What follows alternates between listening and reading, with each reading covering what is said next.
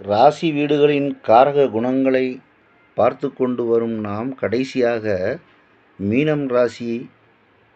இது ஒரு உபயராசியாகும். சுபத்துவமான இந்த ராசி பெண் ராசியாகிறது. இரட்டைப்பட ராசியான இது குருவின் ஆட்சி வீடாகும். இந்த ராசியில் சூரியன் செவ்வாய்க்கு நட்பு நிலை பெறுகிறார்கள். சந்திரன் சனி சமநிலை பெறுகிறார்கள். ராகு கேது நட்பு நிலையும் சுக்கிரன் உச்சமாகவும் இந்த ராசியில் அடைகிறார்கள். புதன் நீசமடைவார். சுக்கிரன் இந்த ராசிக்கு 3-8 ஆதிபத்தியம் பெறுவதால் அவர் பாவியாகிறார். புதன் 4-7 அதிபதியாகி பாதகத்தன்மை பெறுவார். சனி ராகு கேது இந்த ராசியில் சமநிலை பெறுகிறார்கள்.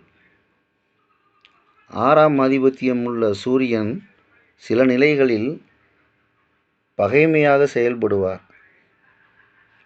புதனே இந்த ராசிக்கு பாதகாதிபதி ஆவார். உடல் அவயங்களில் பாதங்களை குறிக்கும் இந்த ராசி பாதங்களில் ஏற்படும் பித்த வெடிப்புகள், படை, சொறி போன்ற தோல்வியாதிகளும் பாதம் மூட்டு வலியும் ஏற்படலாம். ஆலய சேவைகள், மடாதிபதிகள், வேத பாடசாலை, பயிற்சி பள்ளிகள், நிதித்துறை, நீதித்துறை, வட்டிக்கடை, மீன்பிடித்தல், துறைமுகம், கப்பல், ஓடம், படகு, நீர் ஊற்று, மது உற்பத்தி விற்பனை,